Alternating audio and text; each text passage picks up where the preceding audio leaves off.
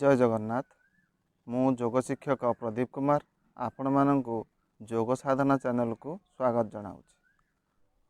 प्रार्थना करी योग साधना कार्यक्रम को आग को बढ़ेबा। प्रथमे आसनटीए बिछातु एवं उत्तर किंबा पूर्व दिग को मुह कर बसी जातु। कौन से एक ध्यानात्मक आसन जेभली सिद्धासन, पद्मासन, वज्रासन किंबा सुखासन आदि कौन सी आसन रे बसी ध्यान मुद्रा धारण करंतु एवं आखि बंद करी प्रार्थना आरंभ करें।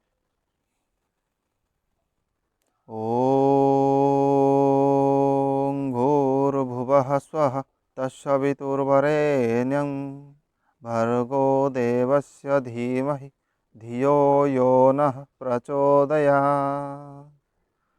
ओम असतो मा सद्गमय तमसो मा ज्योतिर्गमय मृत्युर्मामृतंगमय। ओम। आज आम अभ्यास करवा अनुलोम विलोम प्राणायाम। अनुलोम विलोम और प्राणायाम तीनोटी जिनिस।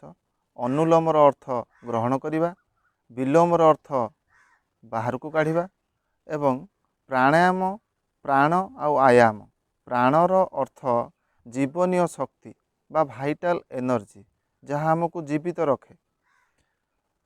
आयाम जहाँ विस्तार किंबा नियंत्रण अर्थरे बुझाए।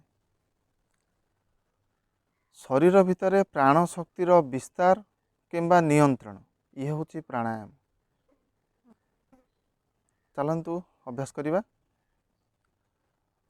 मुद्रा आज आम वायु मुद्रार अभ्यास करवा अनुलोम विलोम सहित। वृद्धांगुटी मूल तर्जनीर अग्रभाग को चिपी रखिबा, बाकी तीनोटी आंगुठी सीधा रहिबो। ये हूँ वायु मुद्रा। हाथर कहणी ठारू भांगंतु ऊपर को टेकंतु हाथ। अनामिका एवं मध्यमा आंगुठी बाम नाकपुड़ा को कभर करिवो बा बंद करिवो एवं वृद्धांगुठी द्वारा डाहाण नाकपुड़ा को बंद करिबा। गोटे खोलिले गोटे बंद हब एभली। हाथ को एते ऊपर को टेकंतु नहीं। कांध उपरे प्रेसर पड़िबो बा कांध दरज होइजिवो, थकी जिवे जल्दी। हाथ को ए भलिया रखंतु जहाँ फल पिंजरा चिपी हब नहीं। हाथ द्वारा पिंजरा उपरे कौनसी चाप पड़िबो नहीं। बाम पटे सदाबले बाम पटु श्वास आरंभ करा जाए, भीतर को ग्रहण करा जाए। बंद करिबा, डाहाण पटे छाड़िबा। डाहाण पटे नबा, बंद करिदबा, बाम पटे छाड़िबा। ये होची गोटिए चक्र। ये थिला प्राणायाम करिवार ठीक विधि। जो माने नुआ करी करूछंती अभ्यास करूछंती से माने धीर गति रे करंतु बा साधारण गति रे।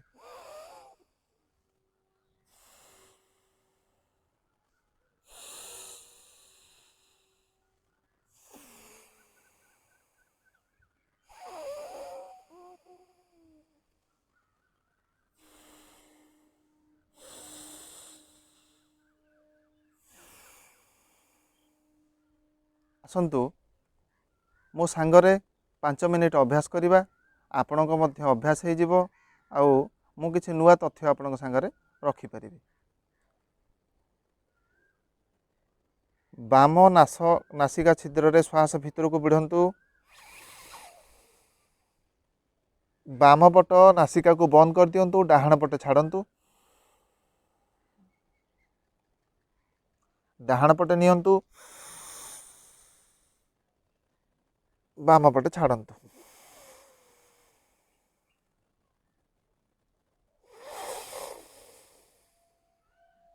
बंद करंतु, डाहाण पटे छाड़ंतु।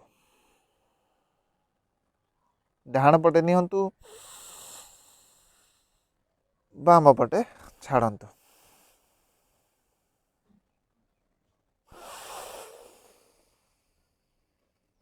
ଯେତେବେଳେ ଶ୍ୱାସ ଭିତରକୁ ନଉଛେ ମନେ ମନେ ଚିନ୍ତା କରନ୍ତୁ ପରମେଶ୍ୱରଙ୍କର ଦିବ୍ୟ ଶକ୍ତି ଦିବ୍ୟ ଗୁଣ ମୋ ଭିତରେ ପ୍ରବେଶ କରୁଛି।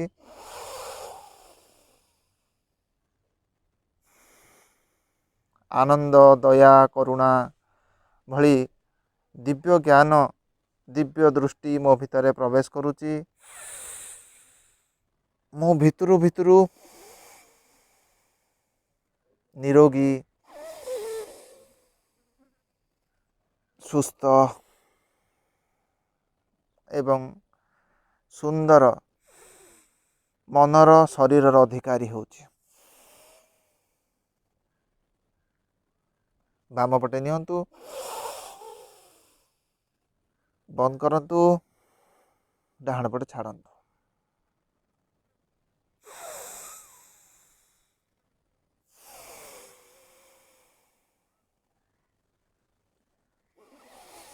ଶ୍ୱାସ ନେବା ସମୟରେ ପିଞ୍ଜରା ଫୁଲିବ, ପେଟ ନୁହଁ। ଛାତି ଆଉ ପିଞ୍ଜରା ଫୁଲିବ।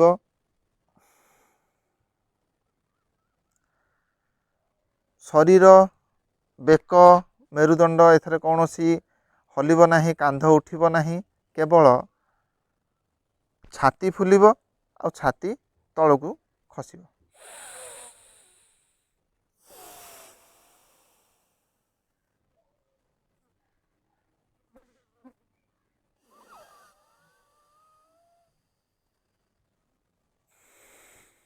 ଯେତେବେଳେ ଶ୍ୱାସ ନଉଛେ 2.5 ସେକେଣ୍ଡ ନେବା ପାଇଁ 2.5 ସେକେଣ୍ଡ ଛାଡ଼ିବା ପାଇଁ। ଧୀରେ ଧୀରେ ଶ୍ୱାସର ନେବାର ସମୟକୁ ବୃଦ୍ଧି କରିବା। 3 ସେକେଣ୍ଡ 4 ସେକେଣ୍ଡ ପର୍ଯ୍ୟନ୍ତ ବଢ଼େଇ ପାରିବା। 4 ସେକେଣ୍ଡ ନେବା ପାଇଁ 4 ସେକେଣ୍ଡ ଛାଡ଼ିବା ପାଇଁ।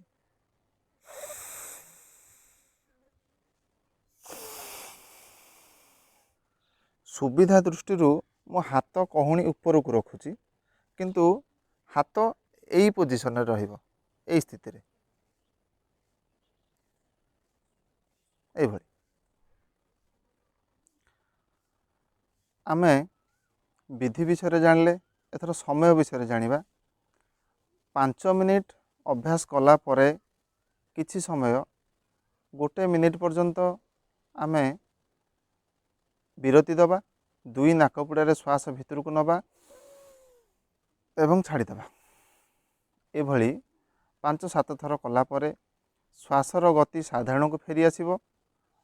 ତାପରେ ଆଉ 5 ମିନିଟ୍ କରିବା।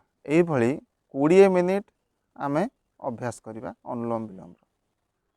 ଯେତେବେଳେ ପ୍ରାଣାୟାମର ଅଭ୍ୟାସ କରୁଛେ ସେତେବେଳେ ଗୋଟିଏ ଜିନିଷ ସର୍ବଦା ମନ ଭିତରେ ରଖିବେ, ଯଥା ସିଂହ ଗଜ ବ୍ୟାଘ୍ର ଭବେତ ବଶ୍ୟ ଶନୈ ଶନୈ ତଥୈବ ବଶ୍ୟତେ ବାୟୁରନ୍ୟଥା ହନ୍ତି ସାଧକମ୍। ଜଙ୍ଗଲର ହିଂସ୍ର ଜନ୍ତୁ ଯଥା ବାଘ, ସିଂହ, ହାତୀ ଏମାନଙ୍କୁ ବଶ କରିବା ପାଇଁ ଅତି ସାବଧାନ ସହକାରେ ଆମକୁ କାର୍ଯ୍ୟ କରିବାକୁ ପଡ଼ିବ। ଯଦି ଆମେ ଏଥିରେ ବ୍ୟତିକ୍ରମ କରିବା ତେବେ ସେମାନେ ଆମର କ୍ଷତି କରିପାରନ୍ତି। ଠିକ୍ ସେହିଭଳି ପ୍ରାଣାୟାମ, ଆସନ କିମ୍ବା ଯୋଗ ଅଭ୍ୟାସ କରିବା ସମୟରେ ଅତି ଶାନ୍ତ ମନରେ, ଶୁଦ୍ଧ ଚିତ୍ତରେ, ଧୀର ଭାବରେ ଅଭ୍ୟାସ କରନ୍ତୁ। ହଠ ଯୋଗ ପ୍ରଦୀପିକାରେ ବର୍ଣ୍ଣିତ ରହିଛି 72,000 ନାଡ଼ି ଆମ ଶରୀର ଭିତରେ ପ୍ରବାହିତ। ନାଡ଼ୀର ଅର୍ଥ ଯେଉଁ ମାର୍ଗ ଦେଇ ପ୍ରାଣବାୟୁ ଶରୀର ଭିତରେ ଯିବା ଆସିବା କରେ ତାକୁ ନାଡ଼ି କୁହାଯାଏ।